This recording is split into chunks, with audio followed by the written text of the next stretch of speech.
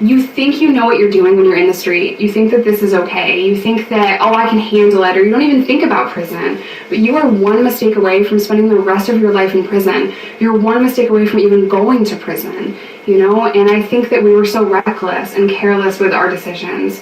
You know, we would do the craziest things at the drop of a hat. A lot of that is because of our addiction, but just the way that we grew up, we didn't think long term. Yeah, it was always like day to day. So, and that's the hardest thing when you're trying to tell young people, these mistakes that you're making, these choices, your circle, you have to be careful, you know? And for us, it was our circle. This was a normal thing. Selling drugs, doing drugs, moving guns, doing all the things that we did. It was, and that was all that we could aspire to back then. Our mindset was for nothing bigger, nothing positive. We didn't think that we could live outside of that world. And then what happens is when you make that decision, you find like-minded people and they keep you in that mindset, and it's very hard to pull yourself out of it. You know, we know a lot of people from our hometown that is doing the same thing. They've been doing it for 10 years. They try to pull you down with them, and that is scary.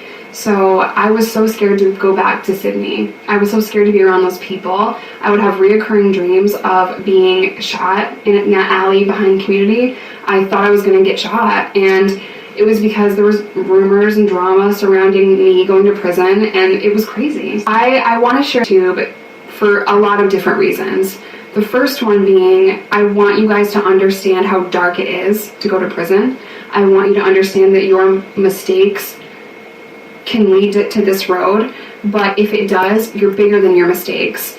That's always been my message, but this story in particular is so scary and it's so serious, and I want to put a trigger warning in right here because this is not something that you should listen to if you have small kids around, and if you don't want to talk about sexual abuse, please click off of this video and I will see you in the next one. But this is the reality of prison.